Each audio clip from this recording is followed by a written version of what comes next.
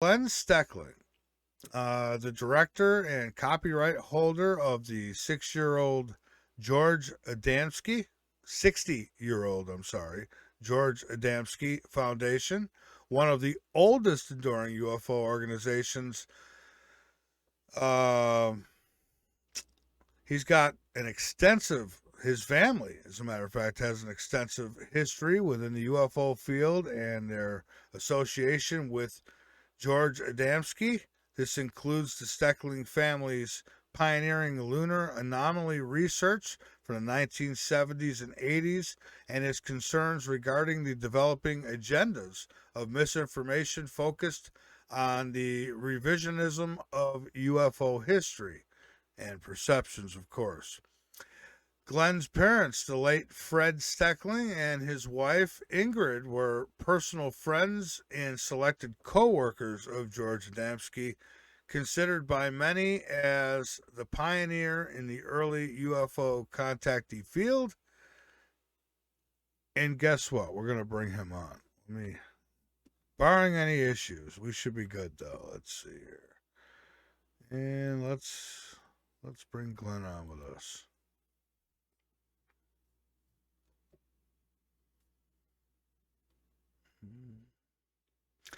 Good evening, Glenn. How are you tonight? Good. How you doing? I am doing just fine. It's a pleasure to have you here. Yeah, that's right. Yeah, the video. I forgot about that. Let me get that. Okay. But hey, listen, welcome to the last frequency. I'm happy to talk with you tonight and looking forward to getting into some of this. So, what you been working on these days? What's the latest? Well, we've had a few airline reports recently that did not make the news. I know that because I knew the people who saw it, and there's always something in this field to talk about, and so I think we can talk about that and the fact that the procedures of policy of keeping quiet has not changed all the way since its inception in the 1950s. So, Yeah, and that's something I was going to bring up. There's such an extensive agenda at keeping this all under wraps, making people look crazy if they claim that they've seen these things, and now all of a sudden they come out and say, hey, yeah, these UFOs are real, and sure we've been chasing them, and why now? well, they have no desire of giving you the information now. All they're doing is giving you the runaround, and that's what it's always been. I mean, when they keep you talking and concentrated on the naval events of 2008, that we're coming up on coming up on 20 years pretty soon on that, and they haven't told you anything. So are you really surprised? There is no such thing as disclosure. I did a whole YouTube program on the fallacy and the fantasy of disclosure, and so we can clearly see by the policies that are being practiced that you're not going to get any true information out of these people. Yeah, absolutely. And I didn't expect to either. Somebody had told me that the only reason they talked about these Tic Tac UFOs is because they were kind of got their arm twisted into it. Well, I personally think that they're our own devices. Yeah, yeah. Hmm. So and so what happens is that when your own stuff gets exposed, then all kinds of alternative explanations come out. We did that with the U2 and the SR-71 and the Aurora and the model that's thereafter. I can't remember all the numbers and acronyms because there's a billion of them. But we that could very well be our own experimental devices. It's a possibility. So then that's not to say that there aren't actual crafts coming from somewhere else, though, right? Oh, absolutely. No, absolutely. That's not to say that there are. I mean, there are tens and thousands I mean, between NICAP and the MUFON and Project Blue Book and Hynek, I mean, there's almost 40,000 unexplained sightings over the last 75 years. So I would say that, and then we have the lunar projects, the astronauts all talking and or being exposed as to what they had seen. So I mean, there is no doubt whatsoever that we have extraterrestrial visitors. Yeah. So What have they said about the moon, the astronauts? Because it seems like I don't know. I guess a couple of them did come out, but others don't. I mean, I kind of thought like maybe when they bring them out, and say, "Hey, we're going to decontaminate you now before you're able to leave or go on about your business." Maybe they erase memories or something. But no, no, have you ever been in the service? I have not. No, well, neither have I, but I sure know plenty that are.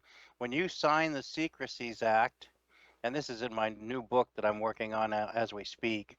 When you sign the Secrecies Act, all these astronauts are high commissioned officers, test pilots from the rank of captain to colonel. And they all sign the documents of secrecy that holds them accountable to anyone who determines what national security is. And if you violate that and they decide to pursue you, you can go to military jail without a trial and you can get fined, tens of thousands of dollars. So one wonders why there's statutes in the legal books, or at least the military law books, that if you talk about something that, according to them, doesn't exist, you go to jail. Ah, okay. Boy, for me though, it'd be so hard to, keep that under wraps all those years. Some didn't. Yeah. Gordon Cooper talked, Edgar Mitchell talked, Young talked, Brian O'Leary talked, uh, the Gemini astronauts, White, and others, they had taken pictures, and those were reported and actually in magazines like Look and Time magazine. They weren't explained what they were, but they were certainly shown on those magazines. Yeah, I was gonna say, what kind of stuff did they report? What did they, They reported objects flying below them and above them and around them. And I mean, if you look at Maurice Chatelain's book, Our Ancestors Came from Outer Space, he's the one who invented the telecommunications and telemetry systems for the Apollo program, and holds 11 patents for it. And he categorically lists all the way from the first Mercury shot to the last Apollo shot all the UFOs that were witnessed by every single astronaut group within those ships. wow. Wow, wow, wow. I never knew if it was 100% or not, but I heard a clip somebody had sent me once. It was supposed to be the astronauts when they were on the moon talking about they weren't alone or they were being watched or something.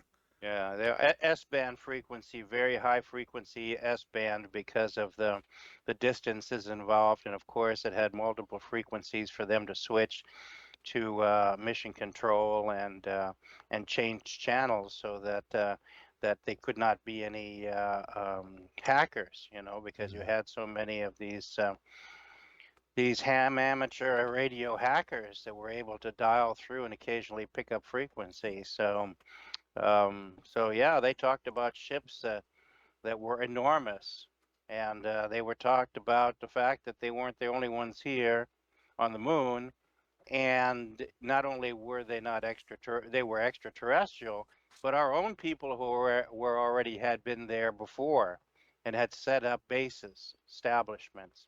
So the lunar program, or the NASA program, was basically the public relations front for a much more covert operation that was working behind the scenes. So then, would you say there's still stuff going on up there today? Absolutely. If you take a telescope and you halfway decent powerful, like an 8 inch, and that's what I got. And you look at areas of the moon, like, well, my father and I put them all in the book. We discovered alien bases on the moon too. And you look at the Strait Wall, the Alpine Valley, Crater Shikart, Tycho, oh, Archimedes, Gassendi. You can train your telescope on there, and if you're patient, you may get a chance to see something. Plenty have. In fact, NASA's own chronology listing, which just came out in '67, lists moving lights, moving objects, clouds, fogs, different colored lights, and vehicles, all kinds of stuff. And we know now that the moon has an atmosphere and it has a temperature in some places of a mean average of 63 degrees Fahrenheit. And then there's water on the moon. So you add water, atmosphere, and warm temperatures, what do you think you're going to get? Nice habitable spot. Well, at least a habitable spot for life to to evolve about. Yeah, a much better one than some other places. So then that would say, I guess we'd have to say that all these nations must be in together then, because China goes and sends stuff up around there, and they ain't coming back and raising the alarms about it, right? So they must. Well, do you really expect them to tell you? I mean, we are in a arms race again. It's just a quieter one, but we're back into the arms race again. This is how we managed to barely sustain our $40 trillion debt and our floundering economy and markets.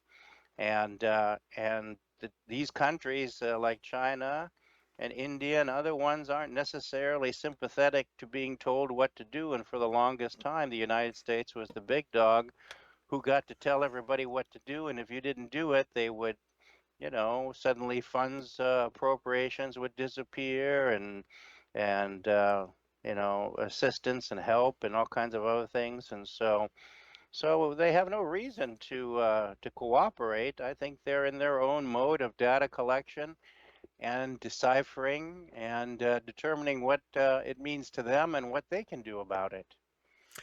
Yeah, that makes sense. But I guess if I was another country and I seen that stuff, and I mean, do they know it's ours, or do they? I mean, they, They know it's both. Absolutely, they know it's both. I mean, it's my God, it's been set. We've been since Apollo 17. We have not officially, and we'll use that word very lightly, been back to the moon, but we've sent equipment yeah. there. We sent Clementine that did a high resolution, intense photographs of the moon, front and back side for the military project, which you don't get to see. I mean, if there's nothing there, and if you're not interested, why do you waste your time? Yeah, that's true, and it is really strange that we've never been back. I mean, it's right there. Why would we not go back? I mean, there's so much that we would want to learn yet about the moon that we obviously couldn't have learned, when the astronauts went there. So they must be, they must have something going on there. Well, I think that they're worried about also exposure. The more activity you have, the more chances of exposure there is. So it's much easier just to keep things quiet if you can keep your potential sources of exposure at a distance. Yeah. Now, what's the plan for Mars? Any knowledge on that? What's I've had people tell me there's stuff going on there too. Oh, there's plenty of activity on Mars. I mean, if you look at Poultry and Molinari's study, which I have already from the late 70s, the Viking project before Viking landed, they came across the pictures of the face on Mars, which is a face, no It matter what is. angle you photograph it. And it sits on the plains of Cydonia, where there are confirmed pyramids and structure lines, ancient acropolises, and things like that. And the author of the second book on Mars, my father met in Australia in '85, I believe it was, and at the university they were both talking at Brisbane, and he said, Crawley said that not only did they have abundant proof of ancient civilizations on Mars, but of also current ones. So there's plenty of activity on Mars as well. And the thing is, you just have to be able to ferret out the information from the misinformation. And then, of course, it doesn't help that you have a cadre of so-called ufologists who love to confuse and misinform and disinform, and they make every accusation in the book without providing any proof or foundation, and that itself hurts the subject greatly. Yeah, it certainly does. And I was kind of under the one of my theories, I suppose you could say. It's not that I think this is what's going to happen, but a theory is all of a sudden they start coming out, oh, Tic Tac UFOs, this, that, and the other thing. And I thought, here they go. They're, maybe preparing us for that fake alien invasion everybody's always talked about. And Well, I think there was a statement made already in the 1960s that was very relevant, and that was made by George Adamski. He said, "You will never, ever get the truth out of the government or the military. They have too much at stake on the control and the politics and economics and overall world logistics and operations. But what you may get is you may get them to try to convince you that yes, finally, when they cannot any longer cover it totally up anymore, that the crafts, the intelligence, and the people that come from space are coming to harm you, and therefore we must continue this massive armament buildup. And instead of having it now as a Cold War against other countries, we will unify and make ourselves into a huge industrial complex in order to fight supposedly the aggressive space people. And that is and Star Wars to a certain extent was part of that. That program was not only put in place to control countries and masses on the surface of the planet, but also to be reflected back into space as a shield in order to try to keep the other space visitors from visiting us. And those are the ones that are doing us good and helping us. We want to eliminate any beneficial influence that we can possibly control. So yeah, that leads to a ton of questions too. With these other beings, our space brothers and sisters, if you will. One, where the heck are they coming from? Number two, what is their interest? And number three, if they do have an interest, how do they feel about what's going on here now? With the, I mean, it's like evil all over this place. Well, we can say that only because we perpetuate the promotion of that all the time. There used to be Yeah. a time where you could turn on a news channel and they'd tell you a story of something that actually nice that happens or people that helped one another, something that would give you a little bit of a uplift or a hope message. Instead, we hear hours and hours and endless programs run in succession of the worst of the um, type of atrocities that happen. And so, I mean, if you listen to it long enough, it will affect you. As any police officer will tell you, it's very difficult psychologically to deal with so much of the crime and violence and not have it have an emotional impact on yourself. So Yeah. this is just normal psychology 101. And so um, I think that we have to take a look and understand that they come from places or several different places. There's talk about the system of Alpha Centauri. There's talk of the system of oh, was it called? 359. I forgot the first name of it. Um, And there's talk about planets in our system too that can sustain life. And so there's a multitude of activity going out in space. I mean, all you have to do is look at a picture from the Webb telescope, and the number of trillions and billions of stars and systems and planets that fill up 2 square inches of screen is beyond countability. Anybody who looks at that and is not truly amazed at the expanse. I mean, in reality, we've only mapped 2% of our own star field. And, Yeah. so these visitors come, and they've come from over a period of time from different places. One group came a couple 100,000 years ago, another group 65,000 years ago. Then there is another group that came by after the Great Flood of 12,000 years ago. That took several thousand years for the planets and for the societies on this planet to try to rebound.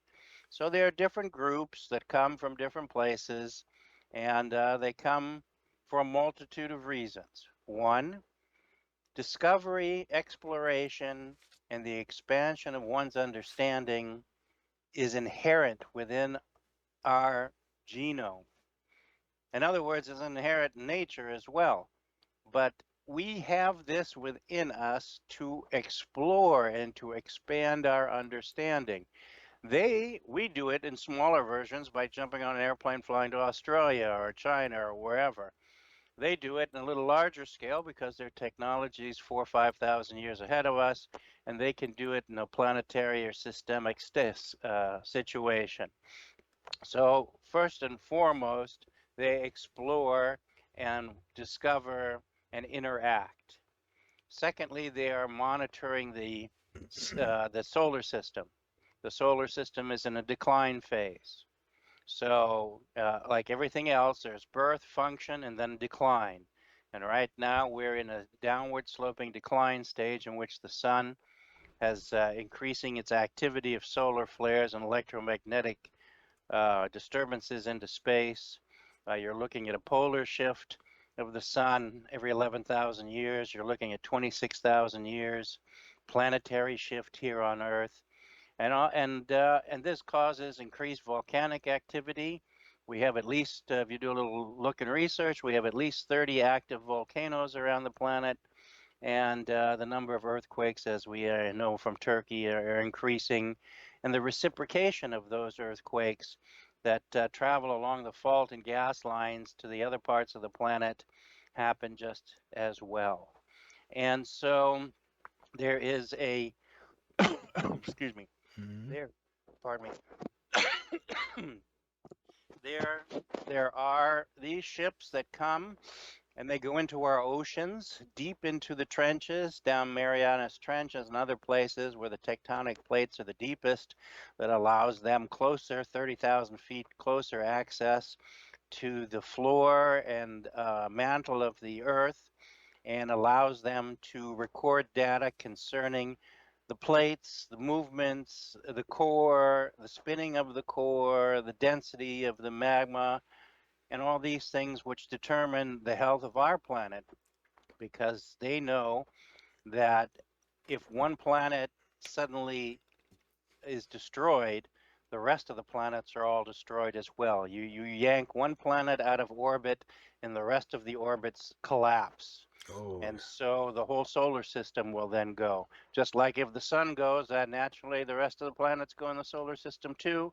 It turns into a black hole in which all the material from the solar system is swept into and demagnetized, re-energized, and come out the other side of the black hole as the raw materials to build the next solar system. The black hole is not a portal in which you can transport yourself through space. This is once again science fiction nonsense. You travel through a black hole, you ain't coming out the other side except in very tiny atoms, right? And yeah. so then they are looking at that, and then they also are concerned with our development. They see us as they once were many thousands of years ago, but they are perplexed by our attitudes. If we were given two choices, the odds are always that we select the worst choice Hmm. rather than making any type of, shall we call it, intelligent evaluation, so that we can make better choices and have greater understanding. And we revel in what they consider to be the absolute um, unimportant things in life that get you nowhere. There's nothing that you can acquire that you can take with you when you pass away. All right. And so, the so-called stand on history, well, we found out these days they tear down everybody's statue and they rewrite history if they don't like it. Yeah. And each group has got their own agenda for this kind of nonsense. And so we don't act as rational thinking human beings sometimes. And other times we can be extraordinarily good. We can be extraordinarily helpful. And but we do things in strange ways. We bomb the ever-loving heck out of Europe, and then we spend billions of the U.S. dollars in the Marshall Plan to rebuild it all. Yeah. And they can't understand why we are so duplicit in our actions and in our meanings. We can't be trusted with what we say, and we can't be depended upon. And so they are therefore extremely careful when they come here. Yeah, well, yeah, and they definitely should be. I mean, and that goes without saying. People say, "Oh, why don't they just land?" I mean, would you land on this planet? I mean, I mean, Well, the fact is they have. I mean, if you go through recorded history and you go even past biblical times, Enoch, Elijah, Ezekiel, into the biblical times where they describe flying scrolls, flying shields, the wheel within the wheel. I mean, there's got to be about 400 descriptions based upon the language and understanding of that period of history that describes these type of crafts. The beings that came from the sky are depicted with wings, because they had no other method of trying to tell or depict that somebody came from the sky unless they were able to fly like a bird. That doesn't mean that the people had big old wings and they were walking around like giant parrots. I mean, the misnomers and the information is just rampant. Recently, I watched a program where they're trying desperately to convince the people that abductions were something that happened in the past as well, whereas in fact, the program initiated in 1961, and it was initiated by our own forces on this planet, our own governments. But then they use words like so and so said that he was taken into the ship and flown around, but they stress the word taken.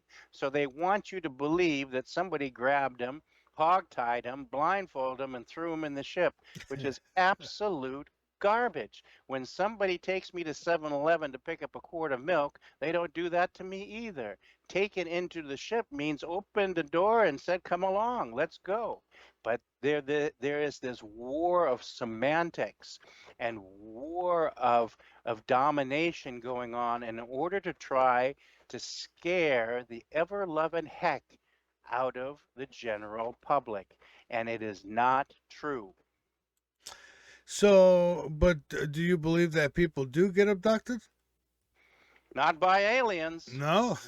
I see. I They thought. have they have they have nothing they're nothing to gain from it. First of all, the equipment that they have allows them to scan your body from space. They can sit in the lounge of their ship in orbit like you would be sitting in a first class lounge in a 747 traveling across the world. And their instrumentation allows them to record your conversation, video record you like we doing here on Skype or Zoom, re- read and record your thoughts and your mind's thinking and your bodily functions all the way down to the subatomic level. They don't have to come down here and chase you around like a chicken. and try to do some nasty experimentations on there. There's absolutely nothing that you have that they need. They are so far more advanced than you represent something that is ancient and archaic to them. They don't need to do that. They don't take your cattle either. Well, that makes a lot of sense too. They would definitely have the technology, I guess, to get what they want. It goes. I mean, then there's the cattle mutilations, and I thought, how many cows do they need? I mean, are they eating them? Because I mean, that's a lot of cows, Let me give you an example. I was just doing research last night, making additions to my book. 1967, they find a cow that is eaten by bacteria. Without mentioning names, there's a certain person that would run there immediately and start claiming aliens, aliens, aliens. Well, the vet came out and found out that the horse had been shot with 22 twice, and the shots had caused an infection in the body of the horse that allowed the bacteria, like an Ebola type of bacteria, to eat through the body of the horse, having absolutely nothing with aliens. In Utah, also in my book, is the fact that the Atomic Energy Commission tried to hide that the atomic testings that were in New Mexico and Utah, the radioactivity in the water that went into the water, the underground soil, and the air, killed thousands upon thousands of livestock. Had nothing to do with aliens and never will and never would.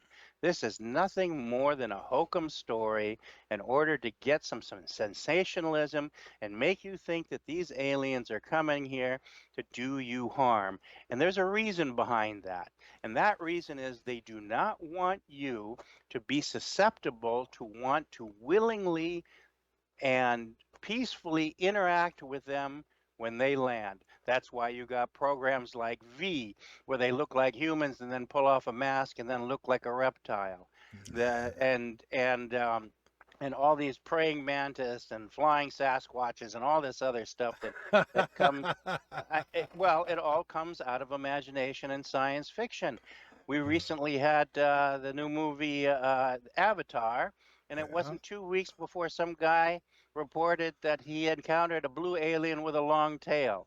And Yeah. right away, the UFO community members went running there to get a piece of that story. I mean, it is almost shamefully pathetic of what is going on.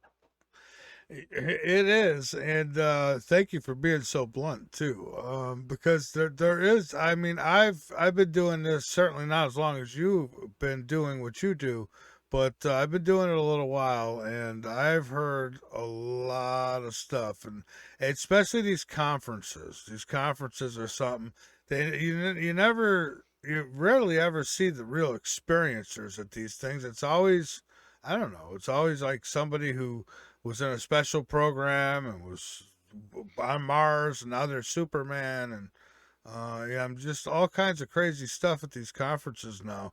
I did go to a MUFON conference a couple years back, and it was kind of refreshing. It was just totally UFO topic, the basics. Right. Well, if you look on YouTube under my name, you will find that I did a 3.5 hour MUFON interview with the San Diego MUFON. Since I live here close to San Diego, I've done it in person several times, but this one was via Zoom because of the remnants of COVID and things like that. So that has been posted under my name in YouTube, and we divided it into 3 sections, so it wouldn't be so arduous to sit through it all. You can look at it in sections at your own convenience. We talk about many of these things as well, and so I am trying very hard, especially with my new book, to push the thought of some normalcy, some reality, the history of what has actually happened within this UFO field is out there, but it is rapidly being distorted and rapidly being buried so that the new generations will be totally brainwashed and will have no reference point to be able to reconcile or logically determine what goes on. I mean, if the ship should land, how many people would run in fear?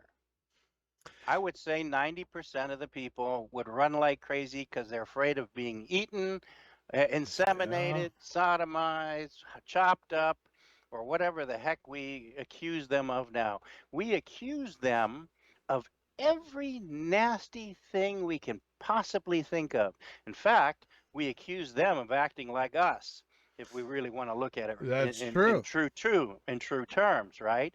And so how many people will be too afraid to approach and actually have something of value happen? And I mean, there were circumstances in the past. I mean, there were 3 students that were camping out by the pyramids of Mexico in the 50s, where a ship landed, took them on board, and flew them around the moons of Saturn and brought them back and left them. We had many circumstances of people who went on board these ships and accurately described the conditions and space on the moon, like George Adamski did so much in his books and in his lectures. And now we start to begin to kind of acquiesce slightly. You have to read between the lines.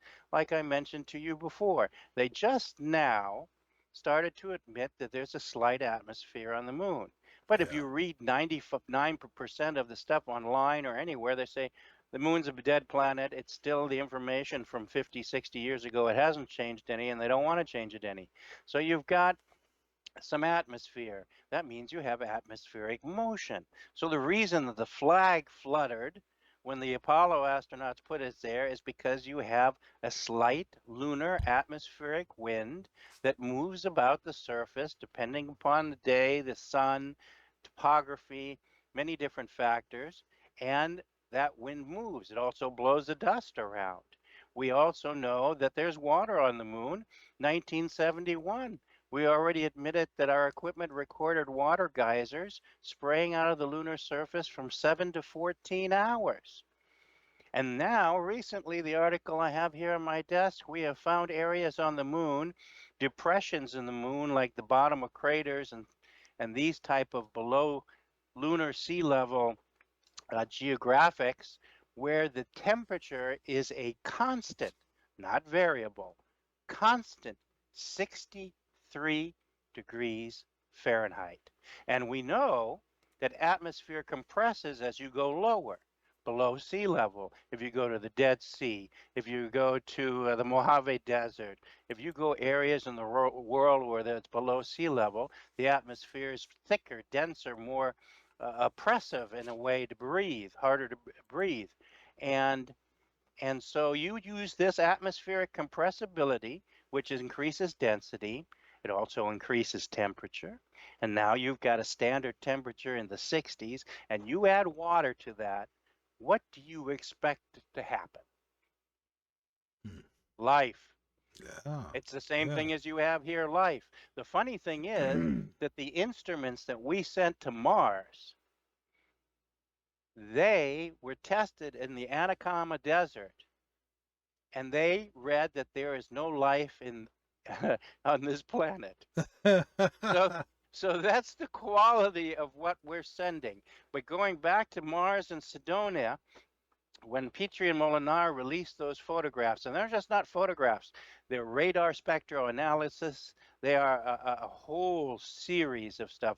I'm surprised that anybody that still can get a hold of such things. They're probably in most people's libraries. I've got 2 of them.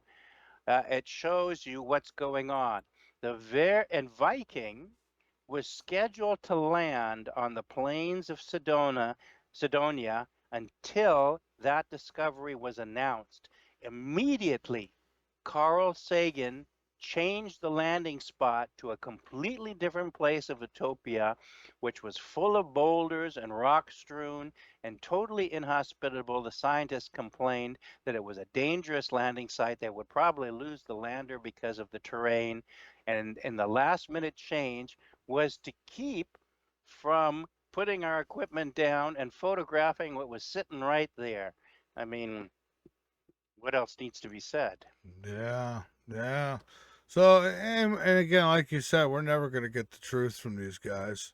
They're never going to tell us anything. I mean, will we ever find out? Will the ETs tell us? Someone's got to tell us. Well, Well, what they, I'm hoping that there becomes a growing a private commercial space enterprise like SpaceX and some of these companies that can build this equipment with new technology. I mean, when you look at inside an Apollo spacecraft, if you've ever been in the Smithsonian and looked inside, and now you look at the inside of the new SpaceX, I mean, oh my God, that's 60 years difference. The technology should be different. We have advanced incredibly as well, and I'm hoping that the more we go into space, uh, the more people will see, and eventually there will be an inability to cover as much up. Now, my larger fear is that we are some very nasty people on this planet, and if that program poses a threat to exposure that they don't want, then all of a sudden a very nasty accident happens on the pad before takeoff. And then if one of these things explodes and kills the astronauts, then automatically there's a public reaction to step back and uh, and uh, and yeah, slow down our pace and things like that. So we are not above using any and all means and methods, just as the same way that we accuse our enemies, whether it's Russia, China, or anybody else. I remember computer expert friend of mine, they were talking about the Chinese hacked us 500,000 times a day. He yeah. says that's nothing. We hack them at least 1,000,000 times a day. Oh, yeah. They're And all doing it to each other. they're all doing it to each other. We're all using the same methods, and and there is no honor among thieves. There's no good guys and bad guys and white hats and black hats. It's only self-interest, and the self-interest is perpetuated by our one world government that operates underneath the lines of our so-called countries and capitals. This stuff that we see in Washington or Moscow or anything like that, that's nothing but the facade for the public to keep them somewhat happy and somewhat agitated Yeah. so that they are easily manipulated. Oh, yeah. That whole white hat thing, boy, I don't know how much I've heard about that over the last decade. The white hats are going to come, they're going to save everything. Baloney. Just, I don't see that happening anytime soon. It hasn't happened. But they're always looking for a hero, and people are, and it comes down to it. It's like we're our own heroes. We need to step up. If Well, that's the old saying that President Kennedy that God's work must truly be our own, and but I can tell you from personal experience that they have come. I have met them. I have known some of them for a period of years. I have not seen any of them for, that I'm cognizant of for about at least 12 years. If anybody tells you that they can summon a space person or draw a ship to them, they are lying through their teeth, because that is not how they work. They observe the situation very carefully. They have to observe the situation around you, then further around you the consequences, then what will it do to you? What will it do to those around you? How will it all be manifested and assimilated? And what will the overall consequences are? We here are like children peeing in the wind. We don't care about the consequences. We're often too stupid to even want to know about them. but they consider every feasible consequence because they know what the law of compensation is, what we call karma, which we have misidentified to some extent, and they want to make sure that what they do is right and good and has the least negative impact. Where we just say, oh, what the hell? Just do it and let the chips fall where they may. And that's what's happened here when you look at the planet. It's not only the chips have fallen, the cow chips have fallen. Uh-huh. And so now you said you've met them. Yes. You have. So what are they like? They're not any different than you and I are. They're human beings just the same. Their internal organs are the same. They look the same. When my father was before the scientists, my father and mother were invited NASA Goddard Space Flight Center in 66 before 22 scientists to show the films that he had from George Adamski and his own film that he had taken, which was quite famous in Germany on the train that very same year. And there was talk about how many space people were walking amongst us. And my father wrote down a number, and the scientists wrote down a number, and they changed the papers, and they were about the same number. So they knew that the information they were getting was correct. They also knew the difference of how the craft worked, how the ships in the atmosphere were electrostatic, and the ones that were out in space were electromagnetic, using a slightly different principle, using the trillions and billions of kilowatts of energy, like a Tesla coil that radiates from the magnetic poles of the planet, like dropping a pebble into the pond. You see the waves go out in circles, concentric circles, and those are how the waves of energy leave the planet. When you explode an atomic bomb, those waves get disrupted and get jungled, and the planet rings like a bell. It can be audibly recorded. The Japanese, in fact, did so. And so we exploded 815 or 835 underground nuclear devices. That's just us, and then another 400 in the atmosphere. What we have done to our own planet has reverberated out into space and sent warning signals everywhere else. And they're coming here to say, hey, what are these morons doing? Yeah, yeah, exactly.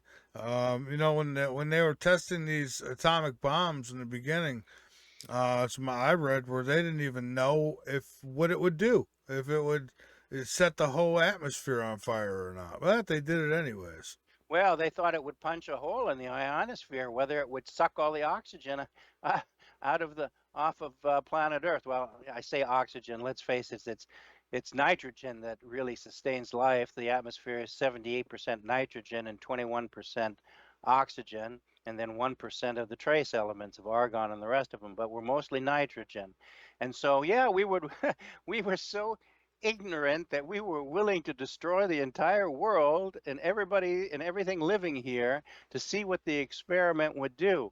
Not only that, if you did a little bit of reading, you found out that the military position, the Marine battalion, when they exploded the first bomb out there in White Sands, at certain distance, concentric distance from the atomic explosion, to see what would happen to them. Our own troops, our Holy own cow! patriots. This is how we treat our own people. Uh, I'll tell you, I don't want to get all crazy political here, but I'll tell you what, we are one of the evilest species. I don't know why the ETs. Well, I mean, there are some good. There's some good ones on the planet, no doubt. But I mean, those who are in charge, I mean, are they even Earthlings at all? Are they human? I mean, Of course they are. That's because here we do have some negative influences. To say that everyone that comes from space is a benevolent angel is a false statement. However, there is a standard upon which they will not even go, because once again they know that the law of equity or karma affects all creation. And if you set something in motion and action purposely bad, that eventually it's going to come back to you, and that's not a price that is too willingly or happily paid. So they stay within certain parameters. So they come and they like to give us what we want so that we dance like puppets. Think of our politicians. You go to any one of our politicians and say, hey, you want to be president? We can make it happen. You want to be a billionaire? We can make that happen too. Whatever you want, we can make that happen. All you got to do is what we want afterwards. And how many lines of people are going to line up and down the street because they don't care about consequences? They want to have instant gratification now. And That's right. so so they basically give us what we want to get what they think is a control uh, issue over things that happen on this planet. So it's a combination of both our own people who willingly uh, agree to that, and then their own influence as well. Let me give you a little example.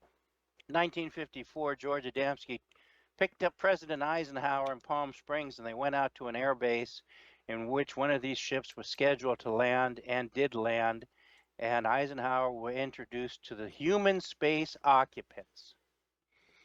And there was a discussion made that if we were willing to openly divulge the information of space visitors and technology to our populations, they would help us in transitioning certain technologies and away from some destructive things and things like that. Now, what the UFO community has done is totally bastardized that story. They have taken the story and said, well, Eisenhower went out to the air base and he met this gray alien monstrous figure who wanted to have blood samples and DNA and body samples for us in cooperation for certain things. This is how these stories get totally twisted. Roswell got twisted, that got twisted. Adamski took John Kennedy out to the base in 62 and his brother, the Attorney General. So much information has been totally perverted that when you go to one of these UFO conventions, and I used to go to many of them, not all of them, and then finally I just got sick and tired of it. I mean, they got one running up in Los Angeles called Alien Con. I think they got the second word of it right, at least. Yeah, yeah, I've heard about that one. And then there's Contact in the Desert. I know that runs every year. And Do there's you know that Contact in the Desert absolutely refused? I offered them when the first one opened up. It's right there near George Van Tassel's place in Giant Rock. And around the corner, not too many miles away, is Desert Center, where Adamski had his contact, and the pictures and newspaper articles that all came out of those craft coming down and land, and a person coming out making contact. So I offered to them, as I have done over many of the years, at no cost whatsoever. No speaking fees, no honorariums. They didn't have to pay for my hotel expenses, nothing. I said, if you want to, I'll come. I've had the films all digitized. I'd be happy to show you the pictures and films and answer any questions that people might have. They refused it. They wow, refused it for 4 solid years holy smokes! Well, because they want to ostracize Adamski. There is a complete concentrated program to me, I find it incredible. With all the alien monster creature feature stories, all the science fiction movies, all this other stuff going on, they are scared out of their pants of one guy, George Adamski, who actually had not only clear, credible photographs, motion picture films. He went to the government. He went before the Queen Juliana. He went before the Pope. He is the one they are scared the most of, because he talks about human beings who have come to visit us and perhaps give us some help and do us some good. And they hate him tenaciously. Wow. Well, Glenn, hang on with me for a few minutes. I want to take a break here. And when we come back, maybe you could talk a little bit about George Adamski for those who might not know. Give a little background there. And so hang on with us. Everyone else, hang on. This is The Last Frequency, airing on the VARA network. We're also over on Rumble. If you want to go over to Rumble, you could join the chat room over there and have at it, and you can watch us. We're both in studio. Well, I'm in studio. He's on screen, and so we'll be back in just a few minutes, folks. Don't go away. It's really a tragedy the way this UFO phenomena and well, our space brothers and sisters have been well not only kept from us, but then exaggerated horribly. We'll be right back. The word out too, one way or the other. So anyway, so let's get back to it. So Glenn, we are back, and yeah, about George Adamski. Maybe a little background. All righty. Well, I'll give you some background on George. Quickly, I just want to mention one other subject.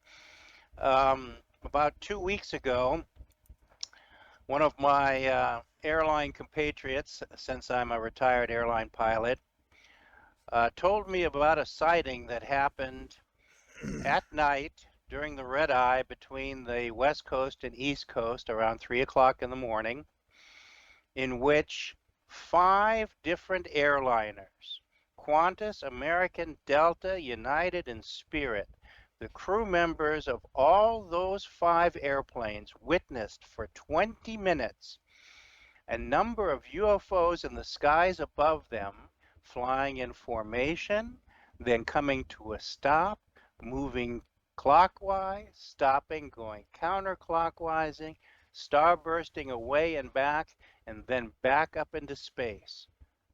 Air traffic control also was in on the frequency, because in the airliners we also have what's known as a common frequency where we can talk to each other that does not interrupt with air traffic control frequencies. And the chatter was unbelievable. Not one single word mentioned in any media outlet. So if you think that disclosure is coming, well, you got a long time to wait. So I just thought I'd pass that along, since that just recently happened, and people are always interested in apparently in what is new, and that's some of the problem, because we forget what is past and older. That gives us some perspective on things. George Adamski was considered the pioneer in the UFO contactee field. On November 20th, 1952, him and 6 other witnesses were driving in Desert Center, which is halfway between Palm Springs and Blythe, off of Highway 10, Highway 177, Rice Road, towards the Coxcomb Mountains, and they noticed in the air a large cigar-shaped craft surrounded by smaller ones. Now, to give this further credence, if you look into Project Blue Book, there's a report by Military Aircraft on Maneuvers, a B-50, that reports seeing a UFO over the Desert Center area exactly at the same time that Adamski had witnessed his. In his case, they pulled the car over, they took some photographs, and I'm happy to share those online with anybody who would like to see those. And one of these crafts came down behind the hill and sat down, and an individual came walking out down the gully, and George walked up the dry riverbed, about a few hundred yards, and there he met a person that was about 5'5". The reason I looked to the side is because I have a full-size painting that was done in the rendition of that particular extraterrestrial here in my office, the original. And with a bronze-colored skin, sort of Mediterranean, with little olive eyes, a little bit semi-Asian in a way, and wearing a bronze jumpsuit, like a flight suit that our aviators would wear. And they had contact there in the desert. And during that particular time, there had been some moisture, which is common in that area during the winter months, just like it is there now. I was out there just a couple weeks ago. And the footprints underneath the soles of the shoes, think of them like our expensive basketball shoes because they're all designed and corrugated and symbolized on the bottom. The bottom of his shoes were very much the same. They held symbols on the bottom, and those symbols hold the key to electromagnetic propulsion. It is part of the symbols that was given to George as well. So what happened is a space person pointed to George's pocket, and inside the pocket, George had one of these 2.5 by 2.5 glass emulsion plates. Because in those old days, the Browning cameras used a glass emulsion plate instead of a negative. And this one was blank, and so he gave it to him. And that man, eventually, when their conversation was finished, went into his ship and flew back away.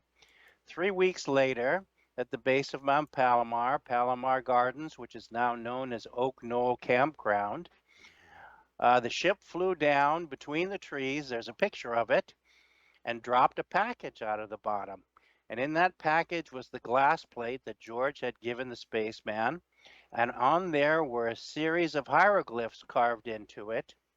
And those hieroglyphs match hieroglyphs and petroglyphs that were discovered 10 years later in the Brazilian jungle by Professor Marcel Homé in an area called Piedra Pintada, or the Painted Rock. And they were dated to be anywhere from 10 to 30,000 years old. And so the combination of these symbols, which are about 80% exactly the same, and I wish I could show you the photo of it because when they're side by side, it is quite dramatic. The South African sign engineer by the name of Basil Vandenberg used that and the footprint symbols to build a free energy electromagnetic motor. And he corresponded with George and said, well, I'm going to call a press conference in London and I'm going to go up there and I'm going to bust this whole thing wide open. George cautioned him not to do it because the influences of all the different industries, whether it's petroleum or what have you, that control our economic cycles, are not too happy about that. And so the guy got on the airplane. He made a stop midway to switch airplanes, and he was never seen again anywhere.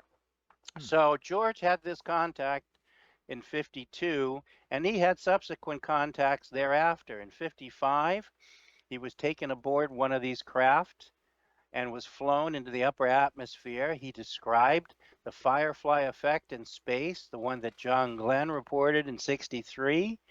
George described flying around the moon and seeing the light haze of the atmosphere and all the different manifestations and constructions, the clouds, the mists. The same thing NASA reported in 66 in their report. And he was well recognized within the political and scientific field. When we met him in March of 1963, it was because we had seen these craft for a number of years already. 2 years earlier in Denver, we saw a large cigar-shaped craft with little scouts, and also did some other people. If you look in the NICAP's records, you will find several reports as well there. And so on the streets of Washington, we witnessed this along with 30 other people in the newspaper for the Washington Post. And it was in the next paper in the next 2 days later. And the only adjustment to the story was that the report of seeing the craft at 1,200 feet above the city had now been changed to 12,000. And my father, who is an aviation buff and a private pilot, he said that's impossible because an image that is at 1,200 feet versus 12,000 feet is 10 times smaller. And so he called up the newspaper editor, and the editor said, sorry, but I was informed by national security personnel that I cannot use that number of 1,200 because it indicates or would indicate that we have no control of the airspace above our nation's capital, and therefore we do not have the security blanket that we promote and tell everybody. And so my father said, enough of this, went to the Library of Congress, went to alphabetically in the fact section, not fiction, fact. A for Adamski, found the book Flying Saucers Have Landed, co-authored with Sir Desmond Leslie, who, along with Lord Mountbatten, was the last Viceroy of India, the uncle to Prince Philip, and also Lord Dowden, who was Lord Air Marshal for the armed forces during the Battle of Britain, were firmly believed in UFOs. And so we contacted and saw the pictures, exactly telescopic pictures taken out here at Mount Palomar that we had seen in Washington. We contacted George. He was coming to Washington 3 months later to lecture to the Air Force Reserves.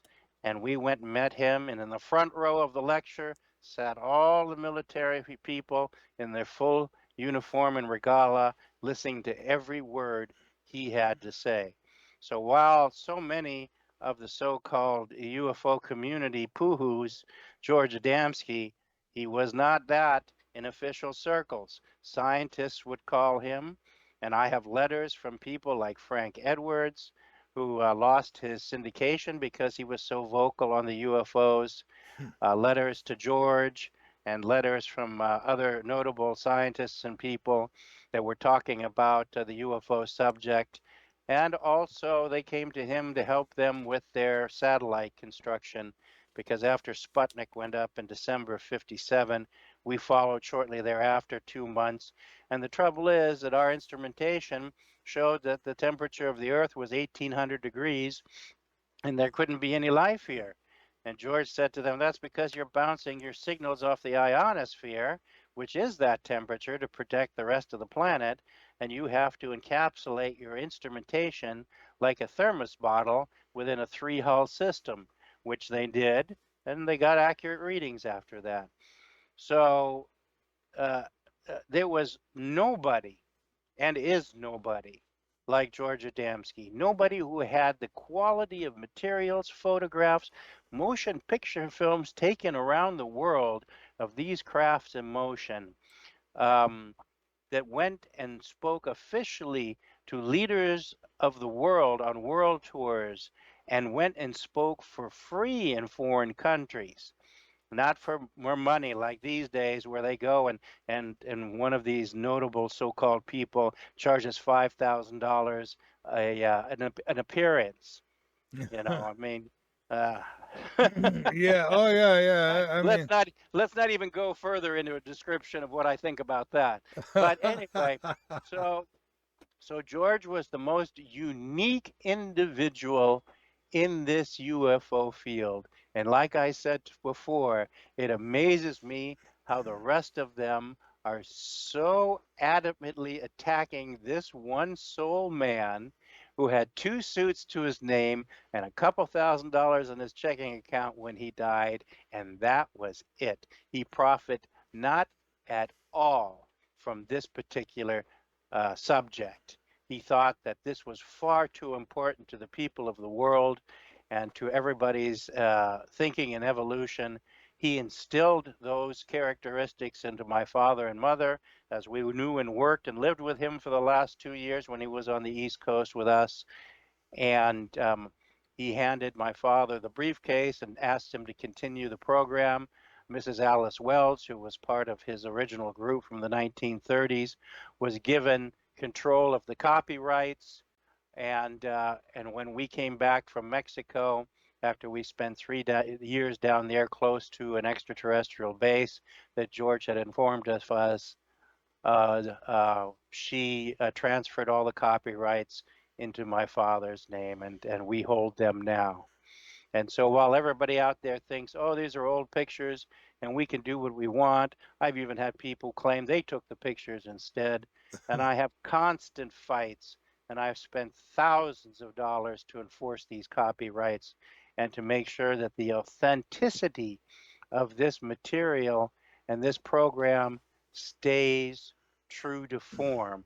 And there were a number of George Adamski impersonators who went around while George was still alive trying to give lectures to misinform and twist what he said. And they were unfortunately so stupid as to not know that he was actually talking in a particular place in a hall full of people. So they were hundreds of witnesses to where he really was and what he really did.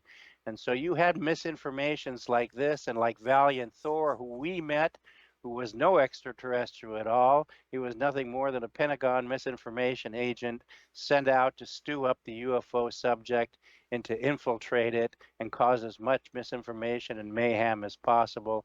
And there have been other individuals since. Right now, I'm battling against a particular group that operates out of the Netherlands, who feels that it's their right to do whatever they want as well and violate contracts. And so it's not always a pleasant prospect, and so I enjoy the opportunity to interact with people and talk to them and give them something to think about.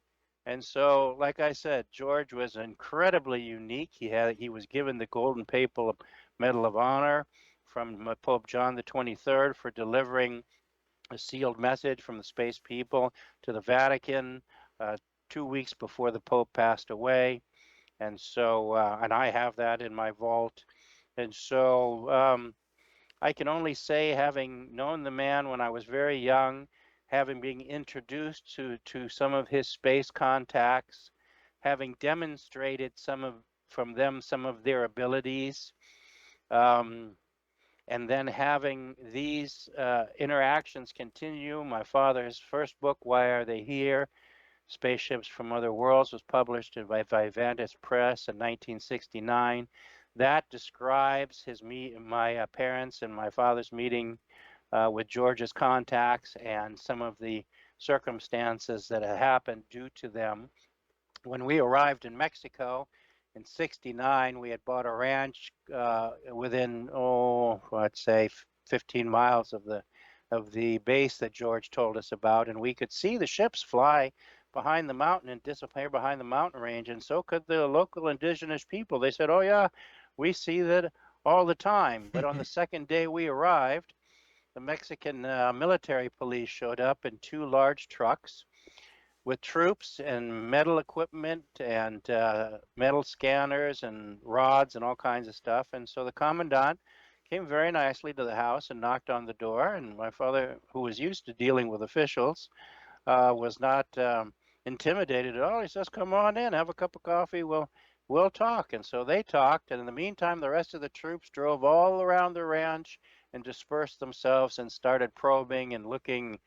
And my father looked through the window and he started laughing. And he says, "This makes me very happy, because if you didn't think there was something to look for, you wouldn't be here wasting your time." That's And right. so we had George's telescopic pictures hanging on the wall. And this commandant walked over and pointed to him and he said, "We know they're here. We know where they come from. We know that they're good for us, but we don't want them." And my father looked at him and said, "Well, that seems rather obtuse. I mean, if somebody wants to offer you something good, why wouldn't you take it? That doesn't seem very logical." And so the commandant said, "It has to do with political and religious reasons Of in this course. country. We don't want anything to rock the boat. You will be allowed to stay in this country unless you go amongst the people and start to lecture and talk to them." We received a abbreviated dossier from the Pentagon letting us know that you were coming, and we were briefed on your activities and where you've been and what you've got. And we know that you are legitimate, but you will not be allowed to freely roam within this country and educate the people that we don't want you to. Yeah. So that Nothing, says it all. nothing but a mafia. Just a straight up mafia. You don't want their protection. Well, you're gonna need it because they're gonna destroy you if you don't do what they say. Well, Uh, remember one thing. we are partially to blame too. Yeah, yeah. This bashing of NASA and the government and everything, there's a certain amount of it that's legitimate, that they are withholding information from you. There's a lot of information that sits in warehouses they can't even assimilate any longer. It comes from equipment from Mercury and Gemini and the Atlas rockets. They have warehouses full of stuff, and the equipment to read it and look at it doesn't even exist anymore. It basically gathers dust. Oh They my are God. underfunded and underappreciated. But here is the major clause. We have voluntarily given them domain over protecting us, telling us what's good for us, and making sure that we are secure because we don't want to be bothered by these responsibilities. And so we have given them that power, and they feel, therefore, that they have the right to exercise it and to enforce it. It's really not rocket science here. No, it's really not. But boy, they sure make it feel like it is. You know, the technology alone, I think, is probably one of the biggest reasons that they don't want us to know um, about these things. I mean, just imagine what we could do with that. Of course, they'd make weapons, probably already do. But I mean, you could power everything. Well, yeah, and we skip cycles. So in other words, they too thousands of years ago came across the atomic age, and they decided that this method was not safe because it produces one thing that we have no solution for: radioactive waste that is contaminated for tens and thousands of years. So they said, this makes no sense. Let us now turn and pivot and go the different direction to something that makes more sense. That then became hydrogen power. And hydrogen power uses water, and the only thing that comes out of the tailpipe is water vapor. There is no pollution.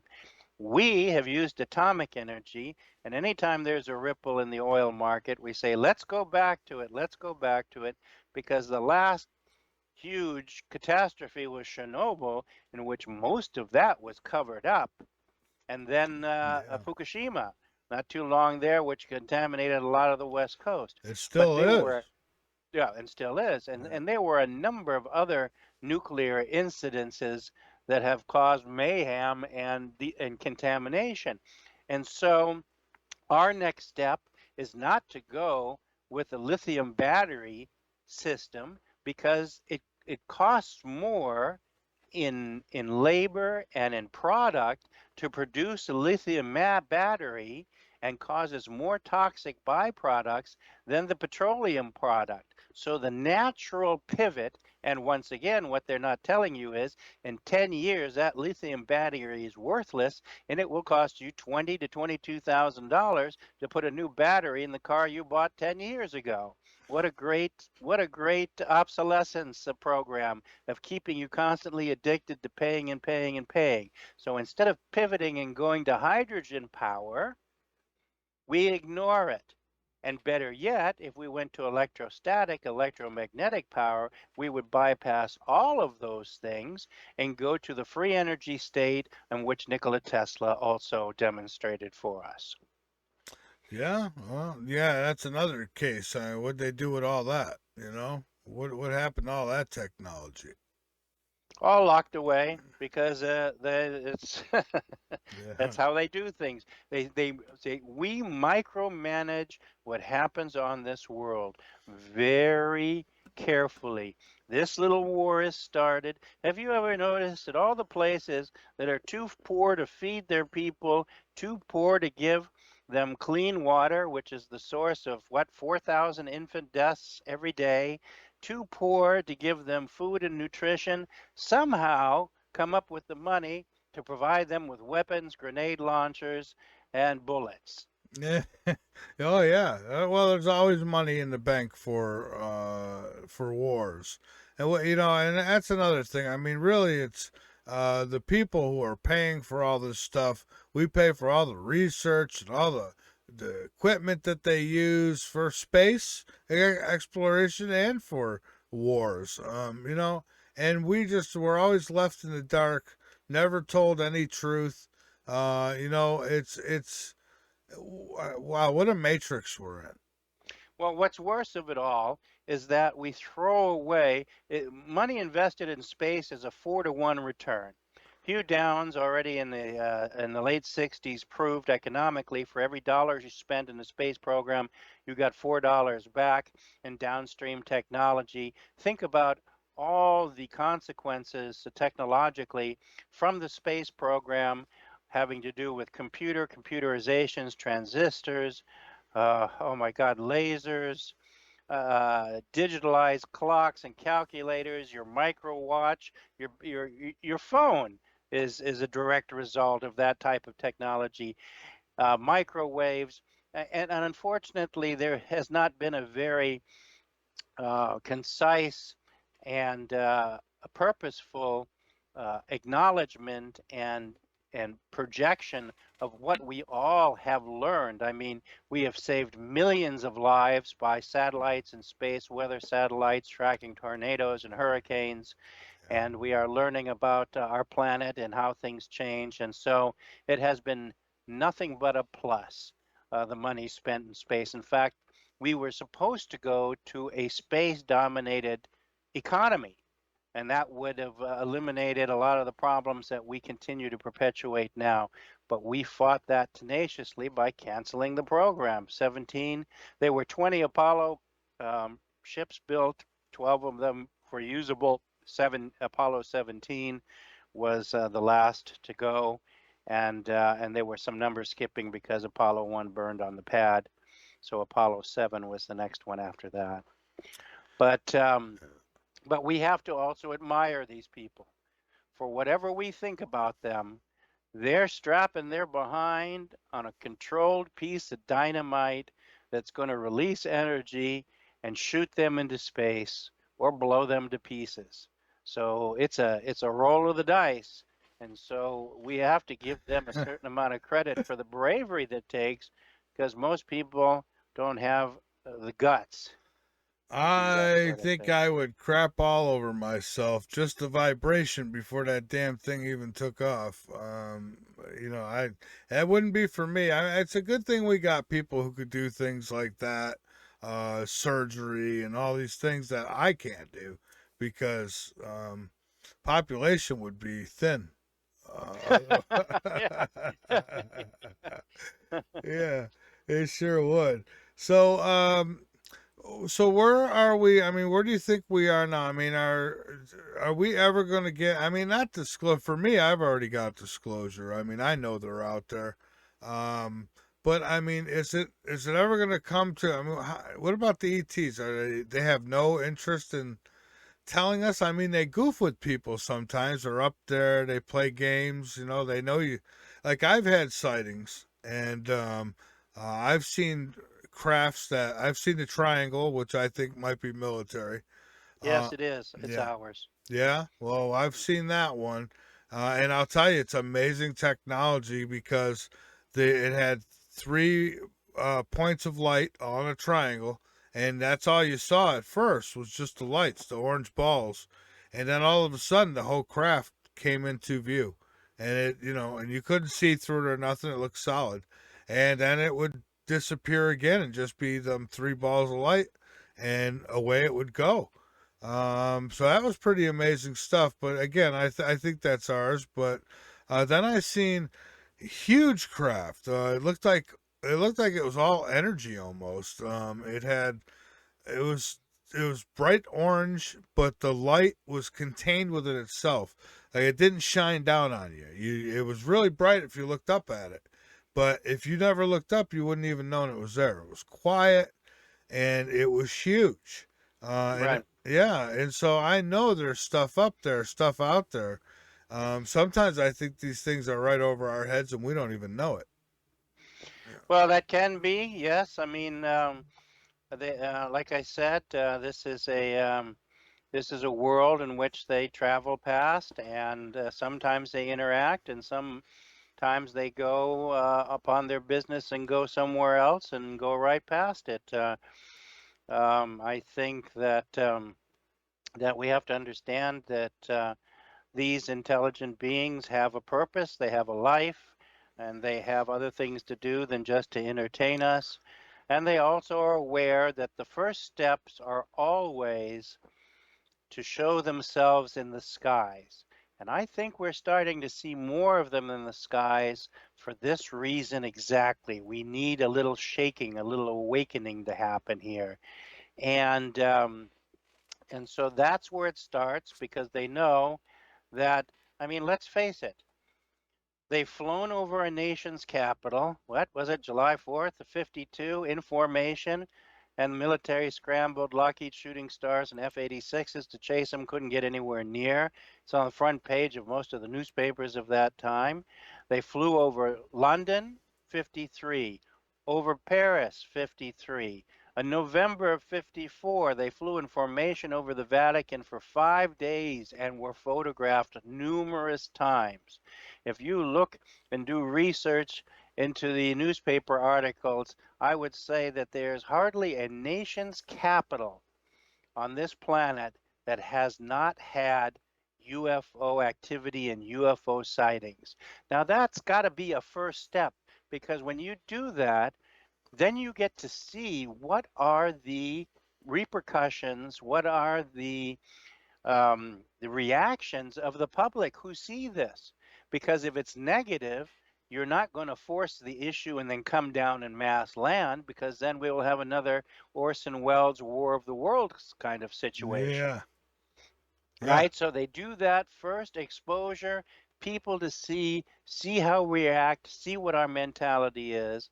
Unfortunately, the abductee fiasco has pushed us away from contact and interacting with them. But I'm hoping that people will eventually get to see it for what it is. In my book, I have a whole chapter based on that.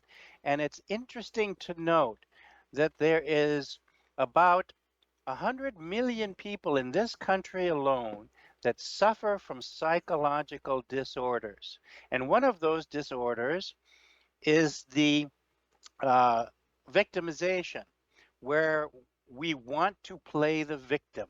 Like everything is happening to me, and it Yeah. happens by bad space people. I knew one person that said, "Oh yeah, there were invisible bad space people in her office throwing stuff at her, and so on and so forth." They always have to play the victim in order so that they can get attention. Yeah. Now there's another 60 million people who suffer from what's called sleep deprivation. And when you look, the psychiatrist at Harvard showed the correlation.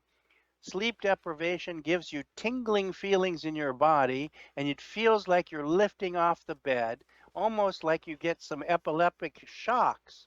Well, that's exactly what a lot of the abductees are claiming. So there are a numerous amount of real disorders and problems that we suffer psychologically, mentally, and physically as a people, and should not be projecting on somebody else. I think it is incredibly unfair and incredibly arrogant to blame visitors from other worlds for all these so-called problems we have created and all these issues that we have imagined. And every time there's another science fiction movie, there we come out with another one. Oh, I And know. You know, the movies disturb me more than anything because it's always the extraterrestrials are always some big monsters who are going to destroy us or kill us or enslave us or, like you said, eat us or whatever. And it's like just one time.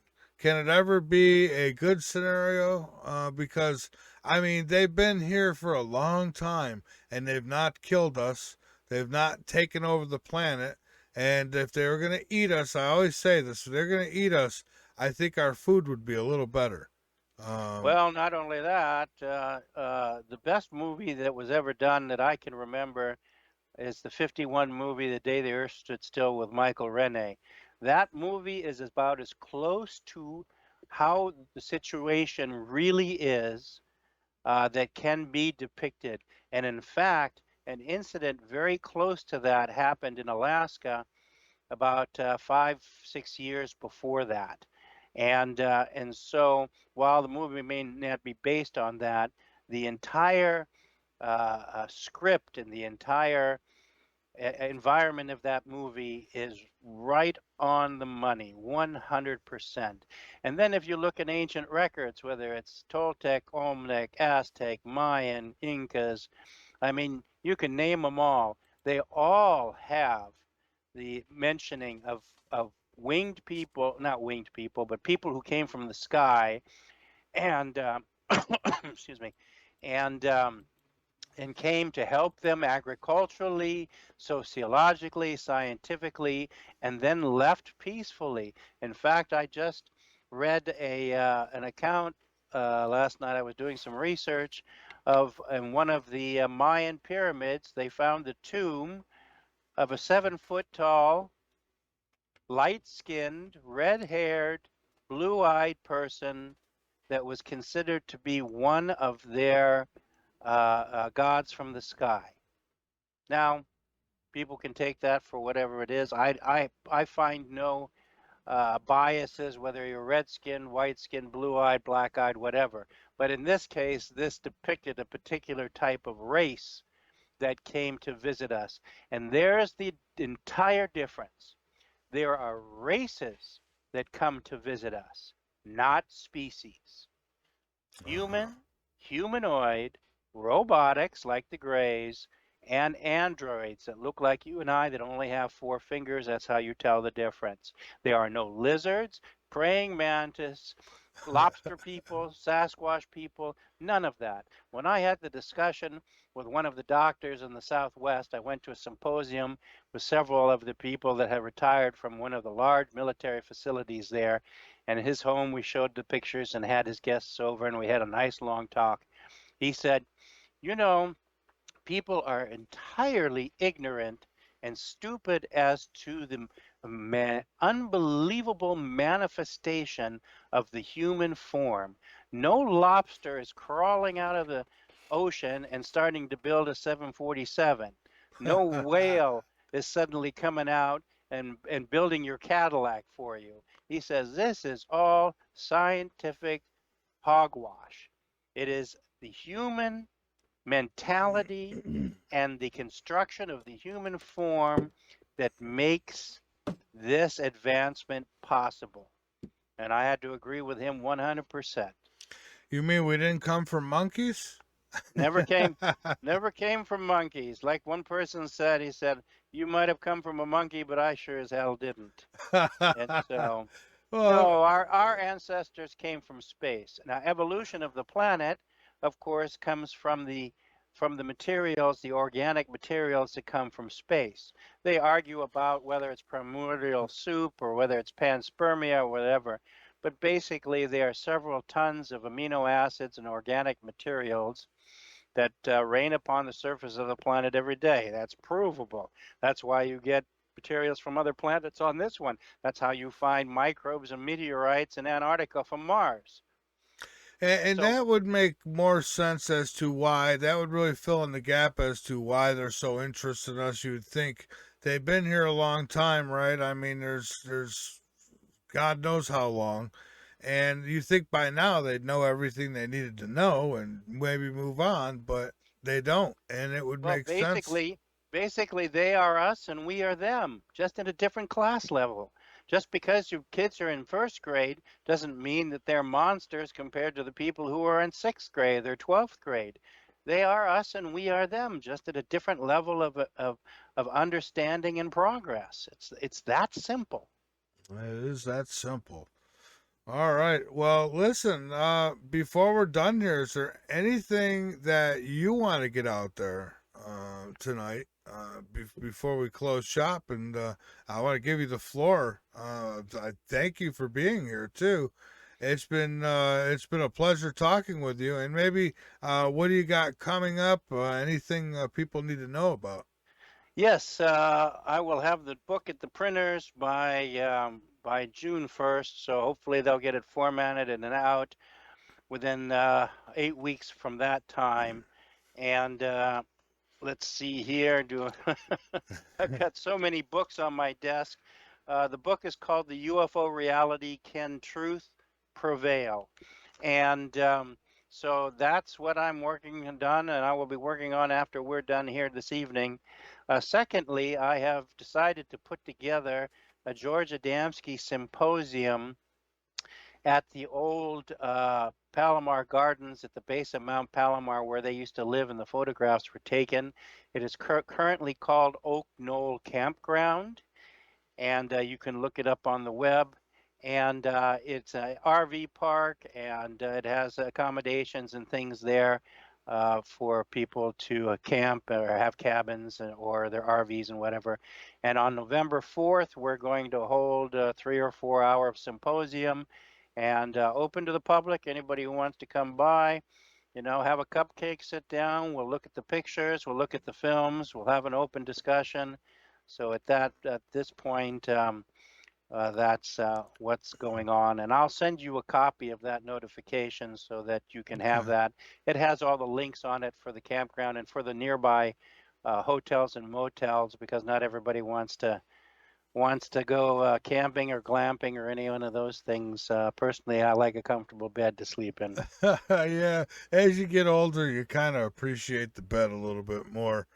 Yeah. Before we're done though, I wanted to ask you if you heard about the sun. There was apparently they claimed that a chunk of it had broke off. This was, I don't know, a couple weeks ago, and it was apparently orbiting in the time. This was, actual news outlets, not, you know, for whatever it's worth. But Right. yeah, I have not heard that bit of information. First of all, just looking at solar dynamics, the sun is smaller than what you see because it is inflated like a beach ball due to the intense radiation activity. Remember, the sun does not give off heat. The sun gives off radiation. If the sun gave off heat, then space would get warmer the closer you go to the sun. It doesn't do that. It is the radiation waves that come from the solar winds that when they hit the atmosphere of a planet, that causes the heat and the atmospheric conditions. And so for the piece of the sun to break off, I think we would be in very serious trouble as far as the continuation of our solar system. What may have occurred is a very large solar flare may have broken loose and then shot out into space. that But could be. as far as the dynamics and circumference of the sun, I have heard of no dramatic change in that so far. Okay, yeah, because that sounds serious to me. And when I read the article and it says a chunk of the sun broke off, and there was some kind of like funnel cloud up above the sun, and this chunk of sun was, and they said a solar flare had come out, but the chunk of sun was actually in this spiral on top, rotating. And I thought, well, that can't be good. Well, not only that, look at the gravitational pull of the sun. I mean, the gravitational pull of the sun holds all the planets in orbit, no matter what distance they are from the sun. So the gravitational forces of the sun close to the sun itself must be so immensely strong. I would wonder how a piece would be able to expel itself away from the field that is around the sun. So, but like I said, I don't know everything, thank God. Yeah. And there are lots of things I don't know, and I'll be the first one to say so. But I would examine that a whole lot more closely. It is true that there are changes going on in the solar system and with the sun, and that does not bode well for long-term um, existence. If we had put, and I say this so many times, I repeat this, but it's so damn true. If we had put our resources into exploring, and maybe they do behind our backs, but I mean, exploring space and, maybe finding new worlds, rather than all the resources we put into killing each other. Well, imagine where we'd be today. Oh, imagine where we'd be today. And I think that's what our space friends, were trying uh, to show us and exemplify for us, that look how far they got in 4,000 years of unfettered, unbroken progression. Here on this world, we last 2, 3, 400 years, we collapse, start again somewhere new, and begin the whole process all over again, whether it's Greece and Rome. Egypt lasted a little bit longer. The Sumerians, the Minoans. I mean, you can go around the whole planet and name civilizations that do that. The trouble is that we quickly crumble and then we lose everything. Look at all the technology and codexes we lost from the Incas, simply due to the superstitions and the biases and the hatred of the Jesuit Roman Catholic priests, who destroyed more knowledge than can ever be said. So until we learn to work together and to work collectively towards a future that makes some sense, not just for you, not just for me, not for the Russians, not for the Ukrainians, but for the planet's people, then we will have our work set for us. Absolutely, and well said. Well, Glenn, listen, thank you so much for being here tonight. I appreciate it, and I love the work that you do. And just keep it up, and we'll talk again soon. My pleasure, Mike. My pleasure to talk to your listeners, and tell them to feel free to let me know any questions they may have. And in the future, when you want to do another program, just let me know. You bet. You bet. All right. Thank you again. You have a great rest of the night, and I hope you get more of that book done. I shall indeed. I'll be working. Thank you. All Have right. a good one. You too. Thank you. All right, folks. There he goes, Glenn Steckling. He's got so much. I mean, we could probably have done